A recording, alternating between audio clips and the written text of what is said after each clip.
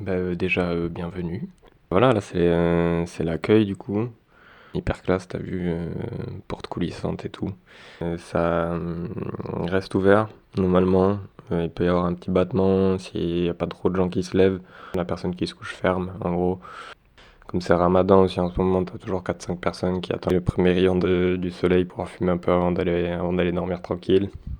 Tiens, t'as du café là si tu veux. Dans cette salle, on fait les réunions du squat. Donc le nombre de participants varie selon les jours. Déjà le troisième jour, on était 92, ça je me rappelle bien.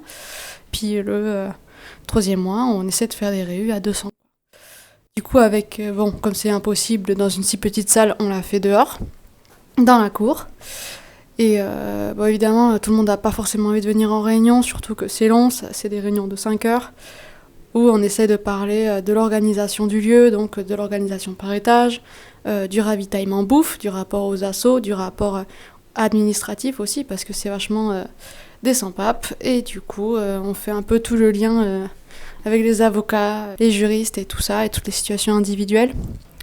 Et du coup, la traduction est un énorme enjeu de pouvoir. La traduction, c'est vraiment un truc de ouf, parce qu'il y a une quinzaine de communautés, des fois qui se comprennent pas du tout. Et à 200, on peut essayer de parler un peu anglais. Il y a beaucoup de propos qui se perdent. Alors là, si on va par là, on peut voir qu'il y a beaucoup de chambres. Il y a 2-3 personnes qui restent fixes depuis quelques mois, mais sinon ça tourne. Il y a un gros turnover. On est dans la cour de l'immeuble, à l'arrière. C'est la tombée de la nuit. On est en été. Il fait super chaud. On est tous dehors en t-shirt. Et comme tous les soirs, il y a du monde un peu partout dans la cour, en train de manger le repas ou de boire des coups, ou de zoner, passer des coups de fil. Et dans toute la cour, on a installé le long du mur d'enceinte, au fond, plein de canapés. Ça fait plein de petits spots où se caler et des guirlandes au-dessus. Beaucoup d'entre nous étaient relativement nouvelles dans ce genre de pratique, donc on était vraiment hyper enthousiastes. Et donc ça a été une AG où on a décidé des premières règles de vie, où on a décidé aussi des manières de s'organiser dans le lieu, par exemple que chaque étage serait organisé par communauté, que chaque communauté aurait un ou plusieurs représentants qui serviraient à être l'interlocuteur avec les autres représentants pour qu'il y ait une espèce d'organisation commune. On a décidé aussi de la place de la cuisine, de comment allait fonctionner l'accès aux récup, voilà, et aussi des perspectives de lutte et de une assemblée assez haute en couleur où je me souviens être sortie de cette assemblée générale en pensant que l'autogestion pourrait fonctionner pour l'expérience de ce squat. Et après, oui, du coup, bail d'atelier boxe, premier étage. Donc, cette salle-là, au bout d'un moment, c'était vachement chouette, ça avait fait du bien à pas mal de gens, on sentait qu'il y avait besoin de relâcher un peu la pression. C'était resté entre petits étudiants, et puis après, c'était parti en LAD vraiment en mode jeu et tout. Enfin, c'était rigolo comme moment. Et en général, il n'y a pas tellement l'énergie d'arriver jusque-là, faire un truc qui n'est pas directement utile pour les avancées administratives. Le problème, ça prend déjà du temps, donc tout ce qui est atelier, tout ce qui est fun, tout ça, c'est pas la prio. Le tout premier jeudi, on a commencé à organiser un truc un peu à l'arrache comme ça. Et comme on faisait du bruit, les petits sont descendus de leur étage. Et du coup, ils commencent à se taper, ils commencent à chauffer. Et à un moment, on entend un crack et un...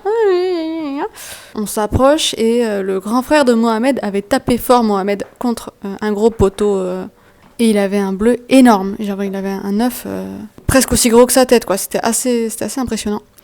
Et du coup, on n'est pas d'accord sur comment il faut gérer le truc. Puis à un moment, j'arrive à l'embarquer avec moi et je me suis dit, bon, allez, je vais le divertir à coups de dragibus, quoi. On a marché, on a pris l'air dans le quartier, on est parti au Carrefour Market. En fait, j'arrivais pas à capter s'il faisait semblant parce qu'il avait de la tension ou s'il avait vraiment, vraiment mal. Ou s'il avait juste eu peur et un peu mal, mais ça va.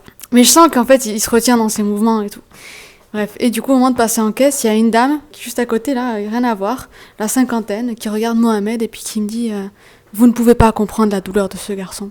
Quand on a un regard pareil, d'une telle profondeur, il y a des choses qu'on ne peut pas comprendre, quoi. Donc, j'étais là, ok, très bien, merci madame, allez on prend les dragibus et on s'en va. Et dès qu'il a eu les dragibus à la main, il est parti en courant, le machin, quoi. Mais on peut direct monter au deuxième. Du coup, si on va au fond, tac tac tac. Alors voilà, donc là c'est les dortoirs. L'odeur, j'aurais bien aimé dire que c'est parce que la seule aération c'est le fumoir. Considérez le progrès quand même, hein, parce que nous c'était au début tapis de sol et séma. Là il y a des matelas quand même. Pas pour tout le monde, le plus sûr pour en avoir c'est de pécho en vrai. Tu vois, parce que ça rentabilise. Tu vois, sinon ça fait individualiste, c'est mal vu. Non, en vrai je déconne, mais bon après pense-y quand même, hein, si jamais t'es trop en galère. Nous, en fait, on était dans un dortoir. On avait une chambre, quoi, qu'on partageait avec. Et puis, des fois, les enfants, ils passaient dans ce dortoir. Et puis, une fois, il y a eu. J'ai eu des potes qui se sont bécotés dans ce dortoir. Il y avait une proximité. Et puis, les enfants étaient là. Et puis, leurs parents sont venus chercher dans la chambre. Et puis là, ça a été vraiment le choc pour les parents qui, à partir de ce moment-là, ont vraiment plus voulu qu'on parle aux enfants. Ça a été un peu le scandale.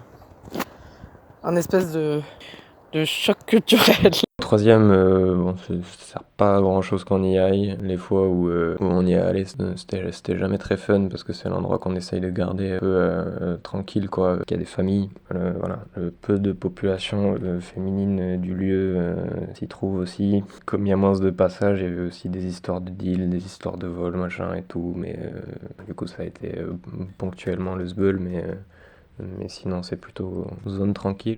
Là, je raconte un peu cette histoire de manière joyeuse, mais Bruxelles, c'était quand même une vie entassée dans des bureaux, dans des locaux qui sont pas adaptés pour vivre au quotidien et surtout aussi nombreux. Donc les canalisations étaient toujours bouchées, il y avait toujours des problèmes d'élec, les toilettes étaient dans des états horribles, aussi parce que les gens s'y lavaient. Plus le bâtiment était détérioré, moins on avait envie d'y faire attention. La vie à l'intérieur était difficile et puis surtout, au début, on était 200, plus ça allait, plus les gens arrivaient par effet de bouche à oreille.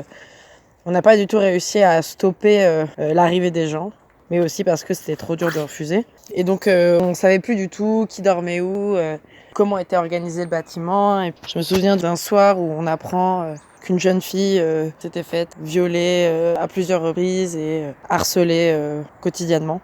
Et ça, je me souviens que ça nous avait vraiment mis un coup que ça puisse arriver à côté de nous, nous qui étions encore des petits étudiants, je pense vraiment plein de naïveté. Donc je me souviens qu'on a voulu réagir à ça et qu'on a voulu être en mesure de protéger les meufs qui venaient là parce qu'elles avaient besoin d'un toit. Et donc on a fait une réunion d'urgence avec tous les militants blancs qui habitaient ou fréquentaient le lieu, et c'était une réunion hyper lourde. Parce qu'en fait, c'est quoi la solution de ça ? C'est est-ce que on fait un checkpoint à l'entrée ? En fait, on en venait à des espèces de solutions de contrôle ou répressives. Ce qui collait pas avec ce qu'on pouvait faire et aussi ce qu'on voulait faire, quoi. Et donc, on a décidé de proposer des permanences d'accueil. On a informé tout l'immeuble qu'on serait là, quoi, de jour comme de nuit. En cas d'incident, et que on a tenu ces permanences. Moi, je me souviens de nuits entières. Ce jour-là, je crois qu'il faisait vraiment très beau, assez chaud. Et l'après-midi, j'ai commencé à réparer mon vélo devant le bâtiment avec des gars. Je sais pas qui c'était.